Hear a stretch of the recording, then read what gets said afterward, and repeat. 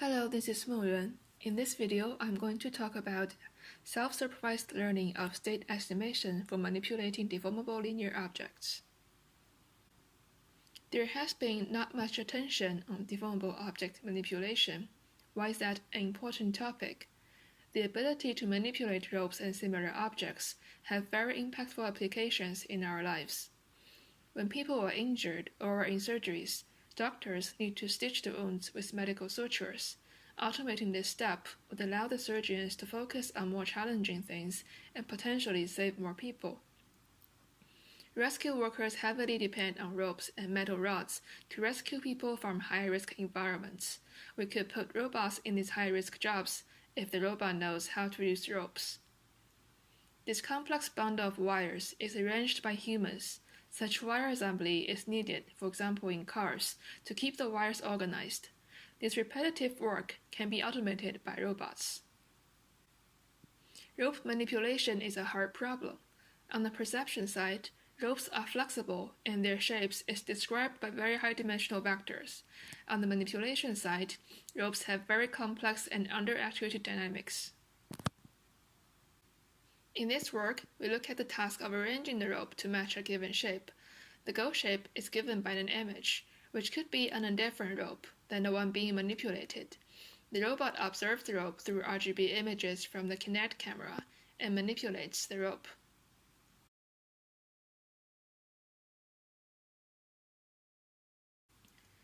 Here is an overview of the system behind the scene.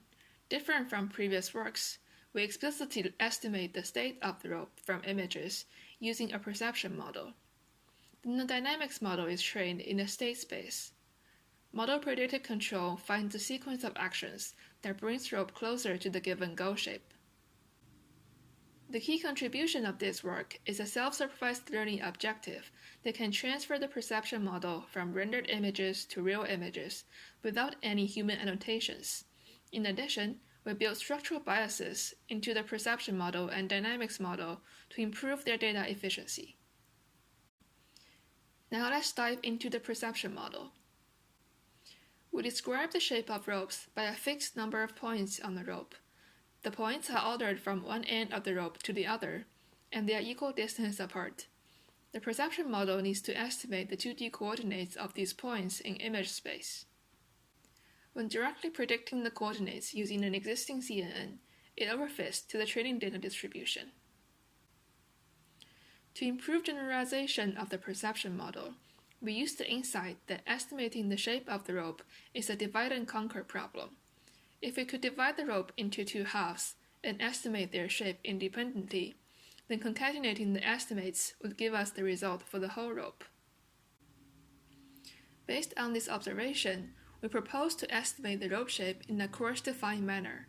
We first estimate a sequence of 8 line segments that approximates the rope. Then we will zoom in on each segment and refine the estimation with increasing resolution.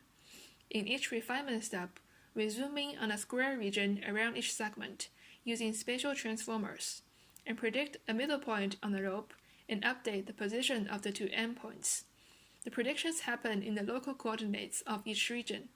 Then the predictions are transformed back to the global coordinate and concatenated. The points joining two segments will have two predictions, and they are averaged in the output. Comparing the course-defined network with the direct prediction baseline, we significantly reduce the overfitting gap. This is because, first, the later stages are now learning in a much smaller domain, and second, even when the first stage overfits, the later stages can recover to some extent. The perception model is trained on rendered images where we can easily get the ground truth. Now we want to transfer the model to real images. When we directly evaluate the model on real images, the predictions are shown in the blue lines. They are reasonable but not perfect. We want to exploit some low-level cues from images to refine the predictions and fine-tune the perception model without requiring annotations. The cue we are using is color contrast. Color contrast is a good signal for separating objects. We assume in this project that the rope have a good color contrast with the background. Here is the flowchart of the self-supervised training process. We have trained the perception model to predict rope states. Now we convert the rope state into a self-segmentation mask using differentiable rendering. We will call it the position-based segmentation.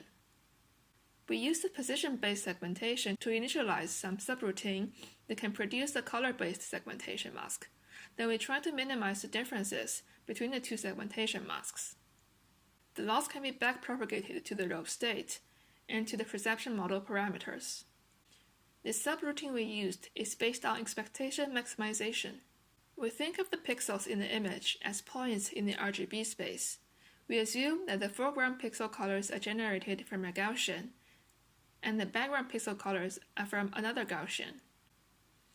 We use the position-based segmentation to estimate parameters of the two Gaussians, and use the Gaussian parameters to obtain the color-based segmentation. Instead of the iterative process that EM algorithms use, we use gradient descent to update the rope state and reduce the distance between the two segmentation masks. This self-supervised training process can be applied to a variety of visual scenes. Here I show some example images where I manually initialize the rope state estimation by clicking on the images, and the rope states are refined by the previous process. Our method is robust to different background and rope colors, or the presence of two ropes, or occlusion from the robot arm. In contrast, previous work failed to converge to the desired solution on some images. When fine-tuning the perception model, we help the model converge better by using curriculum learning and by exploiting the temporal consistency between neighboring images in the recorded sequences. Combining everything, we are able to fine-tune the perception model to produce good estimations on the real images. Here the first row shows prediction from a model only trained on rendered images, and the second row shows prediction from a fine-tuned model. Now we have solved the perception part. Next, we want to build a dynamics model in state space. This dynamics model will be used to simulate many possible action sequences in parallel to find the best action sequence. To help the model generalize, we encode the math brain model for describing rope dynamics into the neural network, and we use bidirectional LSTM.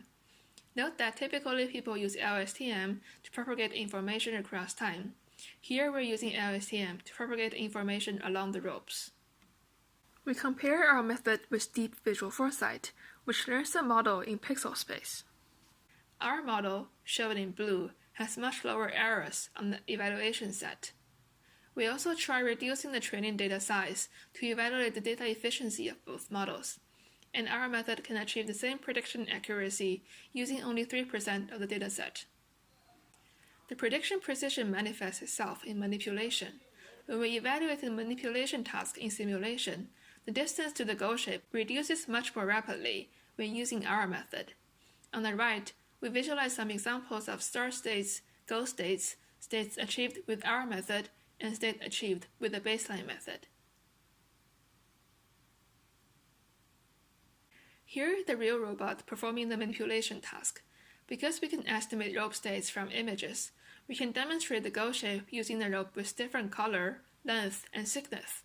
The goal image is rescaled for visualization purpose. The robot observes the rope through a kinetic camera. The image is shown in the middle on the right. It's overlaid with the state estimation in light gray and the action obtained by model predictive control in blue. The robot is able to accurately match the given goal shape.